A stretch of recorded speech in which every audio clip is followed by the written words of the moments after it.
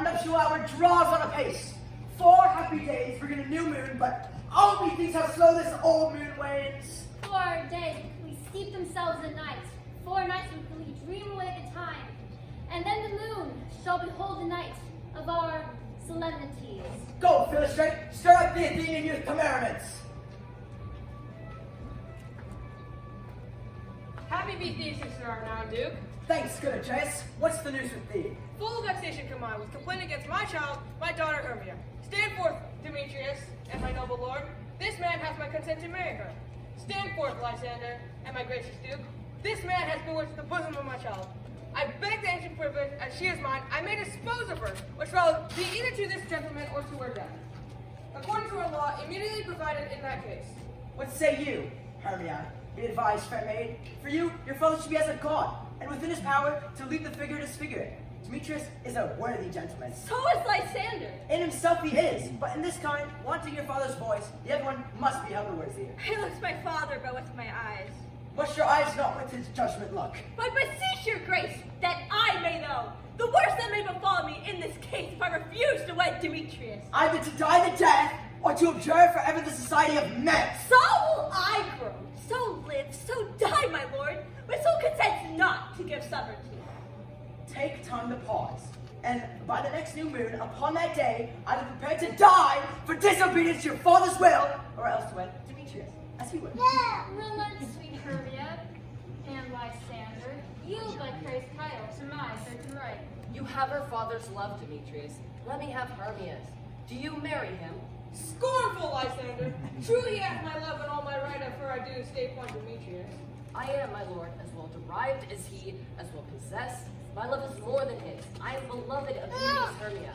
Demetrius, I'll avouch it to his head, made love with Medea's daughter Helena, and run her soul. And she, sweet lady, dotes, devoutly dotes in idolatry, upon this spotted and inconstant man. I must confess that I've heard so much so. But Demetrius, come, and come, Aegeus, I have some private schooling for you both. For you, fair Hermia, look you're on yourself. To fit your fancies to your father's will, or of the law of Athens, yield you all to death, or to a vow of single life. Come, my Apollo, let's cheer, my love. With duty and desire, we follow you. How now, my love? Why is your cheek so pale? What chance the roses there do fade so fast? Be like for want of rain, which I could love, redeem them from the tempest of my eyes. The course of true love never did rose. No. How spite to choose love by another die. A good persuasion. Therefore hear me, Hermia. I have a widow aunt, a dowager. From Athens is her house removed 7 leagues. There, gentle Hermia, may I marry thee. To that place the sharp Athenian law not pursue us. Good Lysander, I swear to thee by Cupid's strongest bow, tomorrow truly will I be with thee. Keep promise, love. Look, here comes Helena. Godspeed, fair Helena. Whither away? Call you me fair? That fair again unsaid. Demetrius loves your fair. Oh, happy fair. Sickness is catching. Oh, were favor so. Yours would I catch. Fair Hermia, ere I go. Were the world mine, Demetrius be invaded. The rest I give to you to be translated. Oh, teach me how you look, and with what art you sway the motion of Demetrius' heart. I frown upon him, yet he loves me still. Oh, that your frowns could teach my smile such skill. I give him curses, yet he gives me love. Oh, that my prayers could such affection move. The more I hate, the more he follows me. The more I love, the more he hateth me. His folly, Helena, is no fault of mine. None but your beauty would that fault were mine. Take comfort. He no more shall see my face. Lysander and myself shall fly this place. Before the time I did Lysander see Athens was a paradise to me. Then, what graces in my love do dwell, that he hath turned a heaven unto a hell. Helen, to you our minds we will unfold. Through Athens' gates we've devised to steal. There me and my Lysander and myself shall meet. In thence from Athens turn away our eyes, to seek new friends and stranger companies. Farewell, sweet playfellow, pray thou for us, and good luck grant thee thy Demetrius. Helena, adieu. As you on him, Demetrius, don't on me. How happy some or other sin can be. Through Athens I am thought as fair as she. But what of that? Demetrius thinks not so. He will not know what all but he do know. And as he errs, doting on Hermia's eyes, so I, admiring of his qualities. Love looks not with the eyes, but with the mind, and therefore is winged Cupid painted blind. nor hath those mind any judgment taste. Wings and no eyes, figure unheedy haste. And therefore, love is said to be a child, because, in choice, he is so oft beguiled as waggish boys engame themselves for sore. And so, the boy love is perjured everywhere.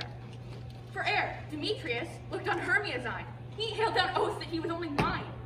And when this hail some heat from Hermia felt, so he dissolved, and showers of oaths did melt. I will go tell him of fair Hermia's flight, and then to the wood will he tomorrow night pursue her. And for this intelligence, if I have thanks, it is a dear expense. But hearing me that I can enrich my pain, have his sight thither and back again. You best scold them generally, man by man, according to the script. Here's the scroll of every man's name, and which is thought fit through all Athens to play an hour interlude before the Duke and the Duchess on his wedding day at night. First, good Peter Quint, say what the play treats on, and then read the names of the actors, and so row to a point. Answer as I call you. Nick Bottom, the weaver. Ready, name what part I am for, and proceed. You, Nick Bottom, are set down for Pyramus. What is Pyramus? A lover or a tyrant? It is a lover that kills himself, most gallant for love. That will ask some tears in true performing of it. If I do, let the audience look to their eyes, I will move storms. Francis Flute, the bellows mender. Here, Peter Quince. Flute, you must take Thisbe on you. What is Thisbe, a wandering knight? It is the lady that Pyramus must love. Nay, faith, let not me play woman. I have a beard coming in. That's all one. You shall play to the mask. And you shall speak as small as you will. And I may hide my face. Let me play Thisbe too. I'll speak in a monstrous little voice. Disney, oh Pyramus, my lover dear, I play here, and lover dear. No. You must play Pyramus. And Flute you can see. Well, proceed. Robin Starveling, the tinker. Here, Peter Quince. Robin Starveling, you must play Thisbe's father. Tom Snout, the...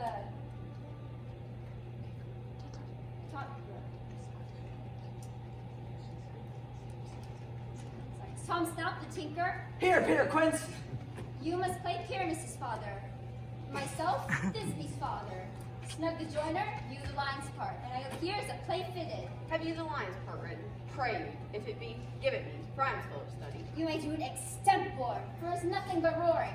Let me play the lion's part too. I will roar that I'll do any man's good heart to hear me. I will roar that I'll make the Duke say, let him roar again! Let him roar again! And for the difference in the ladies I would, that they would all shriek, and that would have to hang us all. That would hang us, and another son. I grant you, friends, if we should scare the ladies out of their wits, they would have no more discretion but to hang us. But I will aggravate my voice so that I will roar you as gently as any sucking dove. I will roar you and twirl any nightingale. You must play no part for but Pyramus, for Pyramus is a sweet-faced man, a proper man one shall see on the summer's day.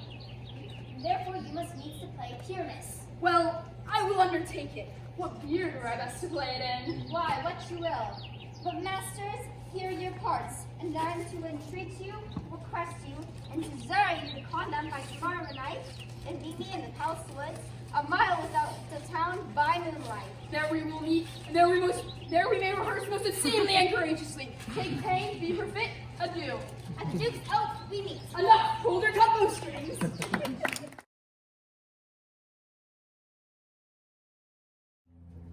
What thou seest when thou dost awake, be it ounce or cat or bear or pard or boar with bristled skin, that is thy dear.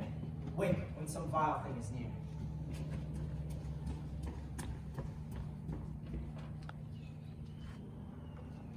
Fair love, you faint with wandering in the wood, and, to speak troth, I have forgot our way. Will rest us, Hermia, if you think it good. Be it so, Lysander. Find you out to bed, for I upon this bank will rest my head. One turf shall serve as a pillow for us both. One heart, one head, two bosoms, and one trough. Nay, good Lysander, for my sake, my dear, lie further off yet. Do not lie so near. I mean that my heart unto yours is knit, so that but one heart we can make of it. Lie further off, inhuman modesty! Such separation, as may well be said, because a virtuous bachelor and a maid. Amen, amen to that fair prayer, say I. Here's my bed. Sleep give thee all its rest. But have that wish, the wisher's eyes be pressed.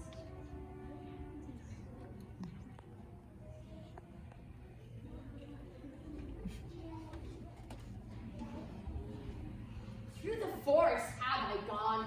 Athenian found I none, on whose eyes might have proved the spire's first and stirred love. Back in silence! Who is here? Weeds of Athens he doth wear. This is he, my master who set to despise the Athenian maid. Ah, and here the maiden, sleeping sound on this dank and dirty ground. She durst not lie near this lack of, this kill courtesy. Churl, upon thy eyes I throw the power this charm doth own. When thou wakest, let love forbid sleep on thy eyelid. So wake when I am gone. I must now to Oberon. I charge thee hence, do not haunt me thus. Stay, though thou kill me, sweet Demetrius. Stay on thy peril, I alone will go. Oh, I'm out of breath in this fond chase. The more my prayer, the lesser is my grace. Happy is Hermia, wheresoe'er she lies, for she hath blessed and attractive eyes. How came her eyes to be so bright? Not with salt tears. If so, my eyes are oftener washed than hers. No, I am as ugly as a bear, for beasts that meet me do run away for fear. But who is here? Lysander, on the ground? Dead or asleep? I see no blood, no wound. Lysander, if you live, then turn away. And run through fire I will for thy sweet sake, Helena. Nature shows thy art, and through thy bosom makes me see thy heart. Do not say so. Lysander, say not so. With those you love your Hermia, Lord Limbo. Yet Hermia loves you still, then be content. Content with Hermia? No, I do repent. The tedious minutes I with her have spent. Not Hermia, but Helena do I love. Who would not change a raven for a dove? Wherefore was I keen to this mockery born? When at your hands did I deserve such scorn? It's not enough, young man, that I did never, no, nor never can, deserve a sweet look from Demetrius' eye. But you must flout my insufficiency. Good troth, you do me wrong, good sooth you do. In such disdainful manner me to woo. But fare you well, perforce I must confess, I thought you a lord of more true gentleness. Oh, that a lady of one man refused, should of another therefore be abused. She sees not Hermia. Hermia, sleep thou there. The deepest loathing to the stomach brings. And, by all my powers, address her love and might, to honor Helen and be her knight. Help me, Lysander, help me! Do thy best to pluck this crawling serpent off my breast! I me for pity! What a dream was here! Lysander, look how I do quake in fear! Methought a serpent ate my heart away, and he sat there smiling at his cruel prey! Lysander, what removed? I said there Lord! Without of hearing? Gone? No sound, no word? Alas! Speak, if you hear. Speak of all loves! I swoon almost with fear. No? Then I shall perceive you're not nigh. Either death or you I'll find immediately.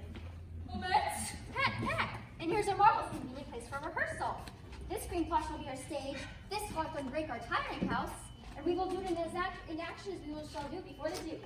Peter Quince, What sayest thou, Bully Bottom? there are things in this comedy of Pyramus and Thisbe that will never please. First, Pyramus must draw a sword to kill himself, which the ladies cannot abide. How answer you that? By a rocket of perilous fear! I believe we must leave the killing out when all is done. Not a whit. I have advice to make all well. Write me a prologue, and let that prologue seem to say that we will do no harm with our swords, and that Pyramus is not killed indeed. And for the more better assurance, tell them that I, Pyramus, am not Pyramus, but Bottom the Weaver. This will put them out of fear. That's the prologue, written in 8 and 6. No, let it be written 2 more. Let it be written in 8 and 8. Would not the ladies be afeard of the lion? I fear it, I promise you. Masters, you ought to consider with yourself to bring in, God shield us, a lion among ladies is a most dreadful thing. For there is not a more fearful wildfowl than your lion living, and you ought to look to it. Therefore, another prologue must tell that he is not the lion. Nay, you must name his name, and half his face must be seen through the lion's neck. And he himself must come through saying thus, or to the same deflect, Ladies, or fair ladies, I would wish you, or I would request you, or I would entreat you not to fear, not to tremble. For if you think that I come hither as a lion, or pity on my life. No, I am no such thing. I'm a man as other men are, and there let him name his name and tell him plainly that he is snug to the joiner. If that may be, then all is well. But there is two hard things, that is. We must bring the moonlight into the chamber, for, you know, Pyramus and Thisbe did meet by moonlight. Doth the moonshine that night we play our play? Counter, look at the owner. Find out moonshine. Yes, it doth shine that night. Why then may you leave the great chamber window open and the moon may shine in? Aye, or else one must come in with a bush of thorns and a lantern, and say it comes to disfigure to present the first in the moonshine. And then there's another thing that is, we must bring a wall into the great chamber. For, says the story, Pyramus and Thisbe did talk through the chink of a wall. You can never bring in a wall, but what say you, Bottom? Some man or other must present wall. Let him have some plaster, or some loam, or some rough cast about him to signify wall. And let him hold his fingers thus, and through that cranny shall Pyramus and Thisbe whisper. If that may be, then all is well. Come, sit down everyone under the sun, and rehearse your parts. Pyramus, when you have spoken your speech, enter into that break, and so everyone according to his cue. What hempen homespuns have we swaggered here? So near the cradle of the fairy queen. What? An auditor? I'll be a placeworm. An actor too, perhaps, if I see cause. Pyramus, speak. Thisbe, stand forth. Thisbe, the flowers of Odious savors sweet. Odors. Savors sweet. So hath thy breath, my dearest Thisbe dear. But hark, a voice. Stay thou but here a while, and by I'll to thee appear. A stranger Pyramus, that airplane here. Must I speak now? Aye, must you. We must understand that he goes to see noise, and is to come again. Most radiant Pyramus, most lily white of hue, of colors, red rose of triumphant briar. Oh, as true as horse, that yet would never tire. I'll meet thee, Pyramus, at Nene's tomb. Nice, you man. Why you must not speak that yet? That you answer to Pyramus. You speak all your part at once, cues and all. Pyramus, your cue is past. It is never tire. As Thisbe, as true horse, that yet would never tire. Oh, there, Thisbe, I rolling on.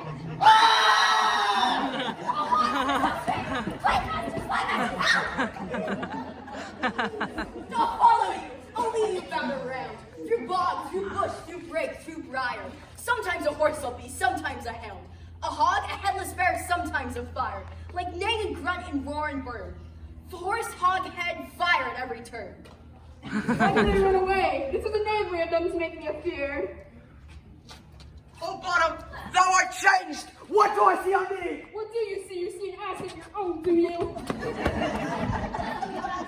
Thou art translated. I see their knavery. This is to make an ass of me, to fool me if they could. But I will not stir from this place, do what they can. I will walk up and down here so that they shall hear I am not afraid. Country road to the place of love.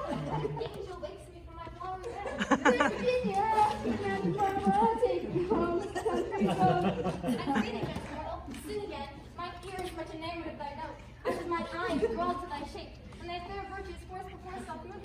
On the first beat of say to swear, I love thee. Methinks, mistress, you should have little reason for that. Yet to say again, love and reason keep little company together nowadays. As thou art wise, as thou art beautiful. Not so either, for if I have enough wit to get out of this wood, I have enough to serve mine own term. Out of this wood do not desire to go. Thou shalt remain here, whether thou wilt or no. I'll get thee fairies to attend on thee, and they shall fetch thee jewels from the deep. And then on pressed flowers dost thou sleep. Peas, blossom, cobweb, milk, and mustard seed. Ready, and I. Where shall we go? Be kind and courteous to this gentleman. Hail, mortal, hail, hail. I cry your worship's mercy heartily. Cobweb. I shall acquire you of more acquaintance, good master Cobweb. Your name, honest gentleman? Peas, blossom. I shall acquire you of more acquaintance also, good master Peas Blossom. Your name, honest gentleman? Mustard seed. Good master Mustard Seed, I know your patience well. Come, wait upon him. Lead him to my bower.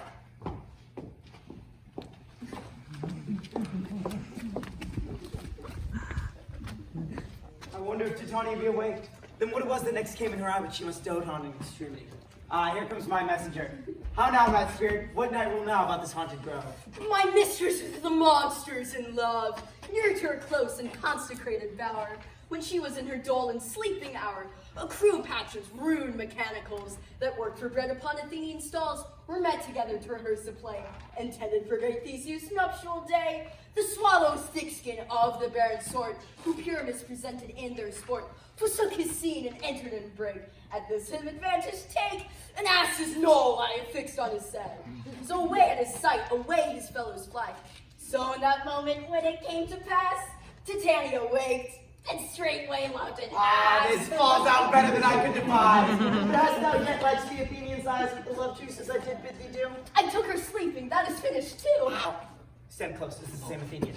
This is the woman, but not this the man. But why rebuke you him that loves you so? Lay your breath so bitter on your bitter foe. Now I'm a chide, but I should use thee worse. For thou, I fear, hast given me cause to curse.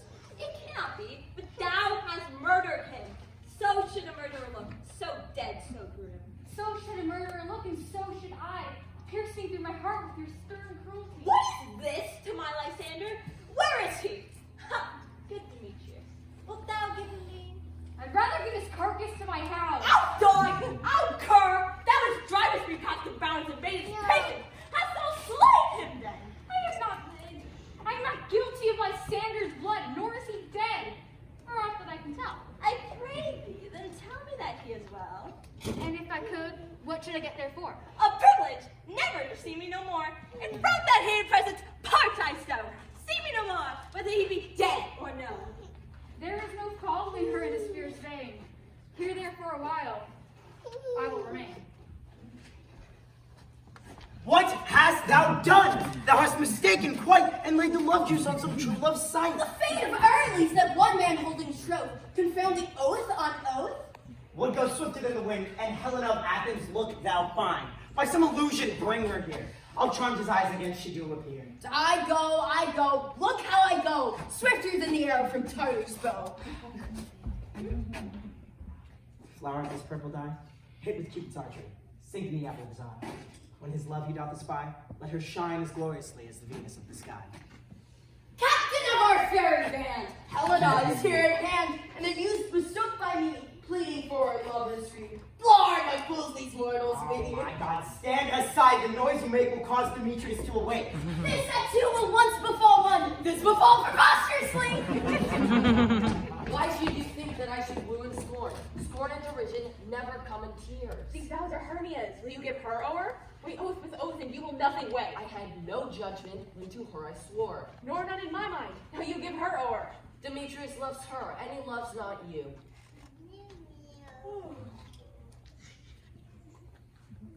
Oh, Helen, goddess, nymph, perfect divine, to what I owe thine eye. Oh, crystal is muddy, oh, how I do know. Those lips, those kissing cherries, tempting grow. Oh, spite! Oh, hell! I see you are all bent to set against me for your merriment. If you were civil and knew courtesy, you would not do me thus much injury. You both are rivals and love Hermia. And now, both rivals to mock Helena, a poor soul's patience, all to make you sport.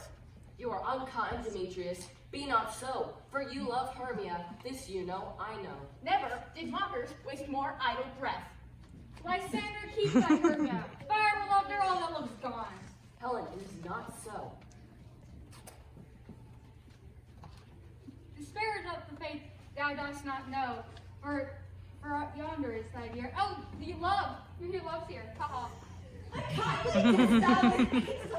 Why should he stay whom love doth press to go? What love could press Lysander from my side? Fair Helen, who more enfolds the night than all yon fairy oes and eyes of light. Why seekest thou me? Could not this make thee know the hate I bear, thee made me leave thee so? You speak not as you think it cannot be. Whoa! She is one of this confederacy. Now I perceive they've conjoined all three to fashion in this false sport in spite of me. Injurious Hermia, most ungrateful maid, have you conspired, have you with these contrived to bait me with this foul derision? And will you rent our ancient love asunder, to join with men in scorning your poor friend? 'Tis not friendly, it is not maidenly, though I alone do feel the injury. I'm amazed at your words. I scorn you not. It seems that you scorn me. Have you not set Lysander as in scorn?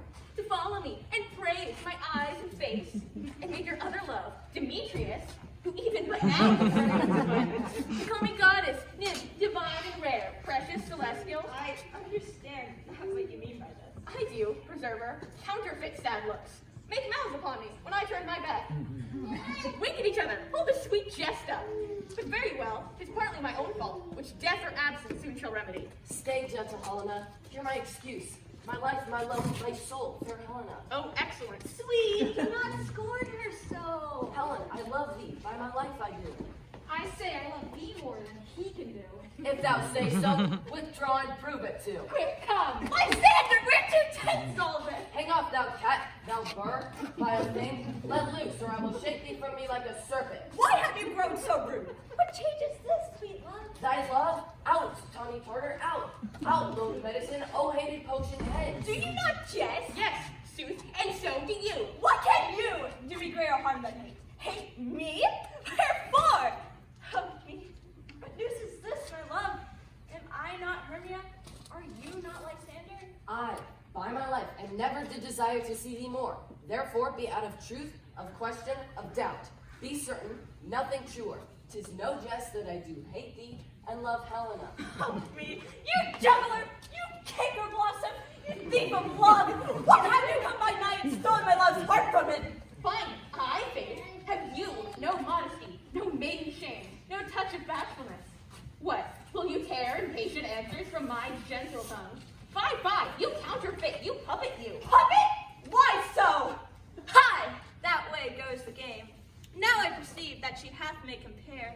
Between her stature she hath urged her height, and her personage, her tall personage, her height forsooth she hath prevailed with him. And have you grown so high in his esteem, because I am so dwarfish and so low? How low am I, thou painted maple? Speak! How low am I?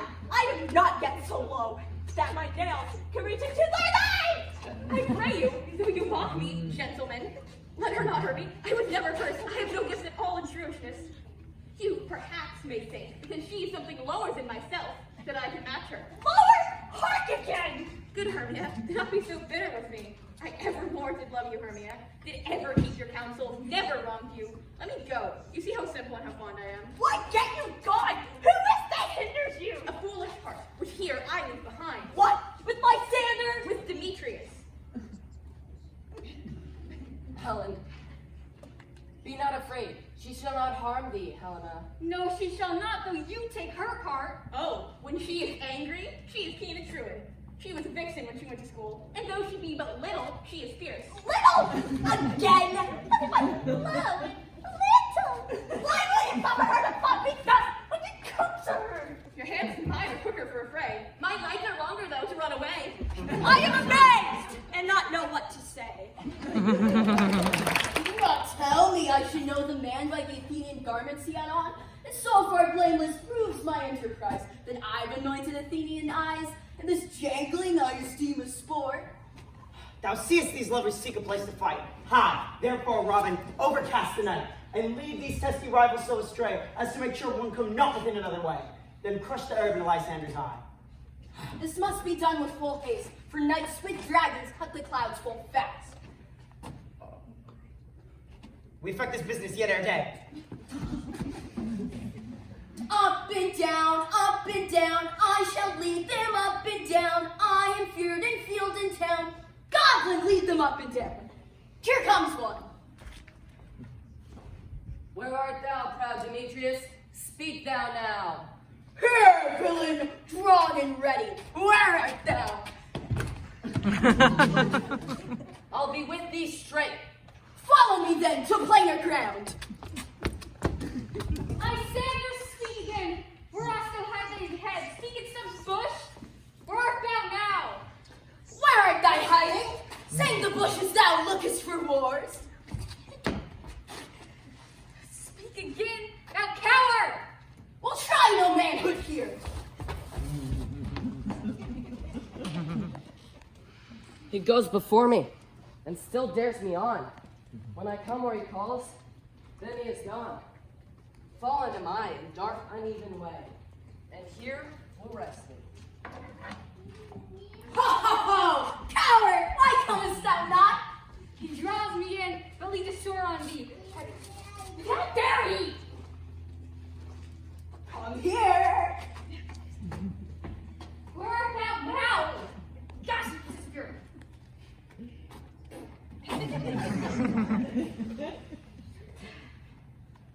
Just keep running around, visit you in the morning, see what happens then. Go to sleep. A weird night, a long and tedious night. I paid thy hours of sleep. But sometimes shuts up sorrow's eye. Steal me a while for mine own company. Yet but three comes one more. Two of both kinds makes up four. Here she comes, cursed and sad. Cupid is a knavish lad, thus to make poor females mad. Ever so weary, never so low. Bedabbled with the dew and torn with briars. I can no further crawl, no further go. Here arrest me till the break of day. On the ground, sleep sound. I'll apply to your eye, gentle lover's remedy. When thou wakest, let love forbid sleep on thy eyelid. And the country proverb know that every man shall have his own. Jack shall have Jill, and naught shall go ill. The man shall have his mare again, and all shall be well. Come, sit thee down upon this flowery bed.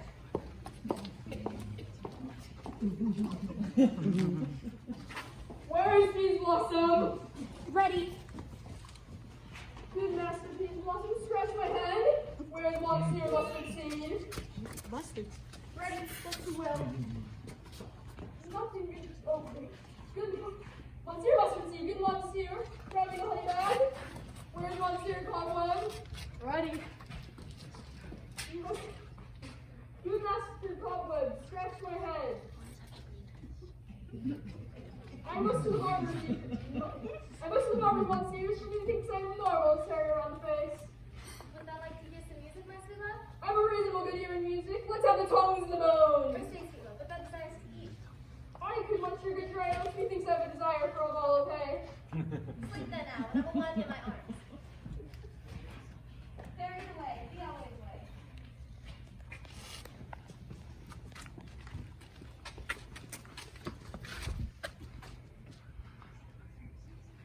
Martin Khan. What's up? What makes all these? My lord, this is my daughter Kirsten. This is Lysander. That is Demetrius, and that is Helena. Wait, where's Helena? Oh, that is Helena. I wonder if they're painting together. No doubt they rose up early, but speaking of Janus, is this not the day that Hermia should give the answer of her choice? It is, my lord. Go! Bids the husband wake them with their horns! Good morrow, friends! St. Valentine is past! Pardon, my lord. I pray you all, stand up! How comes this gentle conquered in this world? My lord, fair Helen told me of their stealth. It is my fancy follow her, but fair Hermia and her fancy follow me. I love her. Fair lovers who are forcefully met, of this discourse we more will hear anon. Aegeus, I will overbear your will in the temple by and by. With us, this couple shall be eternally knit. Methinks I see things with parted eye, when everything seems double. So methinks. And I found Demetrius like a jewel, mine own and not mine own. You think we still are awake, and that the king bid us follow him? Yeah, and my father. And Hippolyta. And he did bid follow us to the temple. Then let's go. And by the way, let us recount our dreams.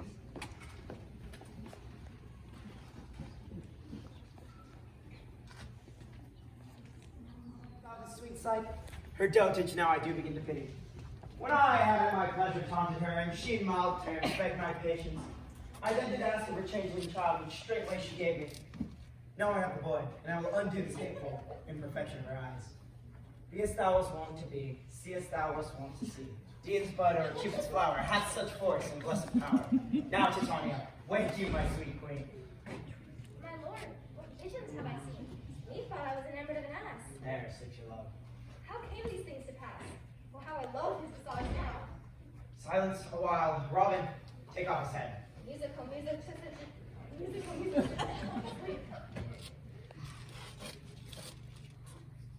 Come, my sweet queen, take hands with me, and rock the ground whereon these lovers sleep.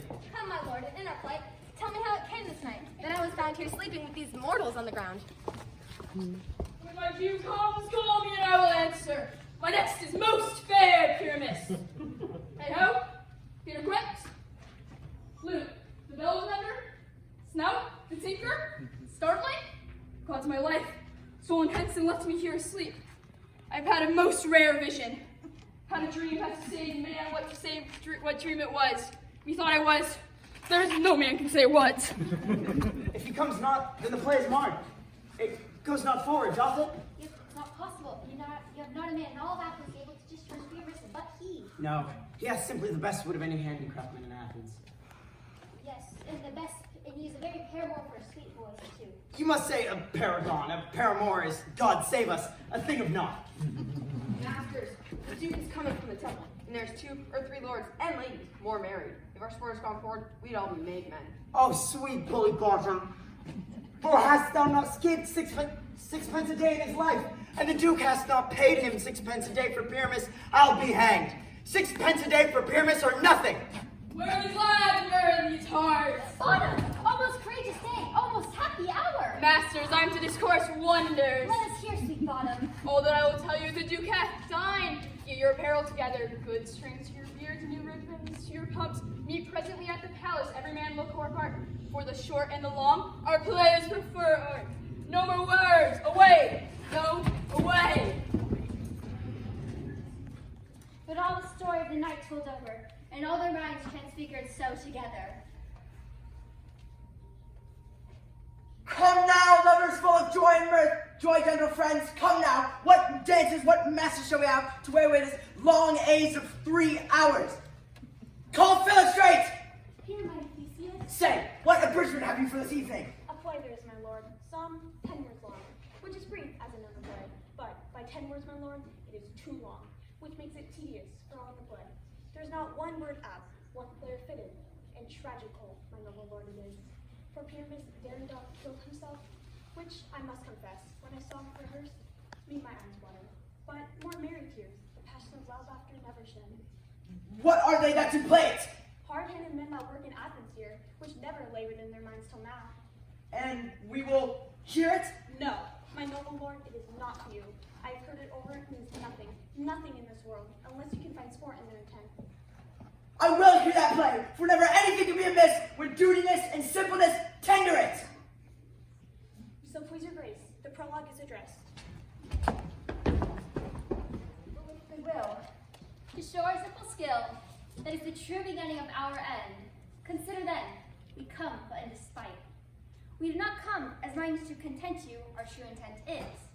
All fear delight, we are not fear. The actors are at hand, and by their show, you shall know all you are like to know. Gentles, perchance you wonder at the show, but wonder on till truth make all things plain. This man is Pyramus, if you would know. This beauteous lady Thisbe is certain. This man with blood that both cast off present wall, that vile wall which they call and through walls cheap, poor souls are they content to listen, at which let no man wonder.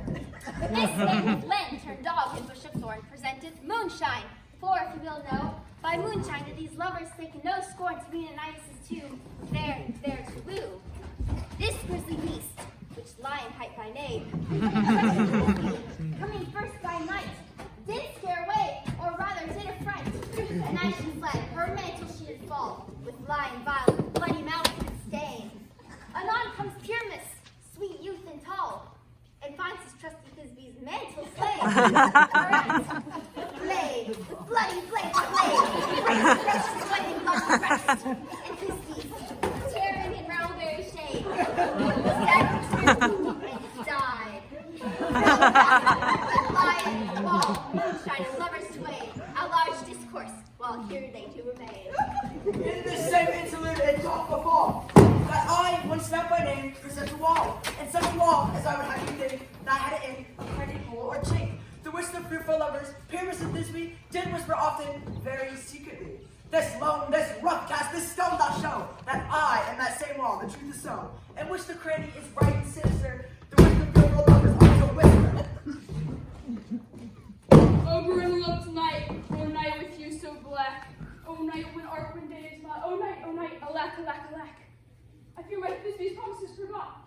Thou, oh sweet, oh lovely wall, sittest between her father's ground and mine. Give me thy chance to think through with my mind. Thanks, courteous wall, Josie thee well for this. But what see I? No Thisbe do I see. Oh wicked wall through whom I see no bliss. Cursed be thy stones for thus deceiving me. Oh, wall, full often hast thou heard my moans for parting my fair fear missing me. My lily lips have often kissed thy stones with lime and hair knit up in thee. I see a voice. Now it's I spy, and I can hear my Thisbe's face. Thisbe. My love, thou art my love, I think. Vile wall. I kissed the wall's whole, not your lips at all. Will thou meet yes to me, and you shoot straight away? Tide life, tide death, I come without delay. And thus have I, Wall, my pipe discharged so, and being done, thus all away, doth go.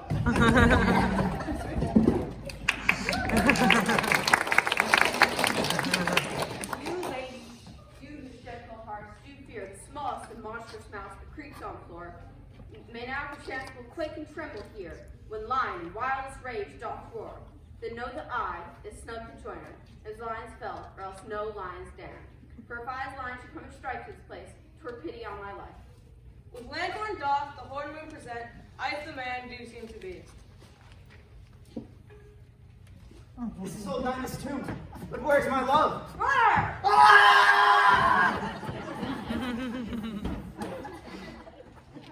Sweet moon, I thank thee for thy sunny beams, for by thy gracious golden glittering gleams I trust to take a truce Thisbe's sight.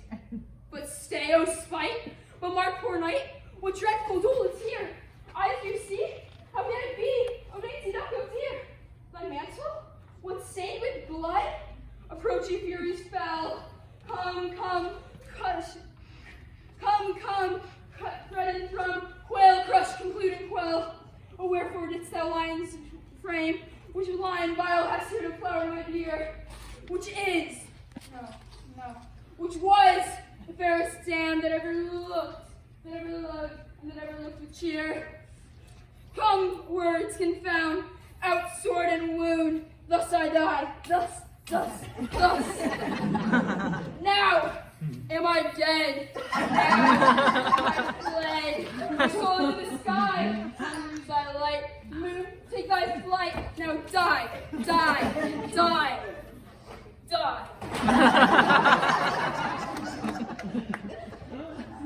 Asleep, my love, what dead, my dove, O Pyramus, arise? Speak. My dove, dead? Oh, the tomb must cover thy sweet eyes. Lovers make moan, these yellow cowslip cheeks, this cherry nose are gone. Come blame, or come talk not a word. Blade my breast in brew, and farewell, friends, thus this be ends. Adieu. Will it please you to see the epilogue?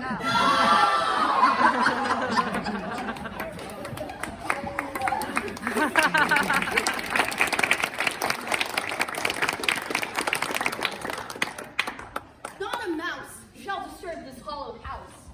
I'm sent with broom before to sweep the dust behind the door.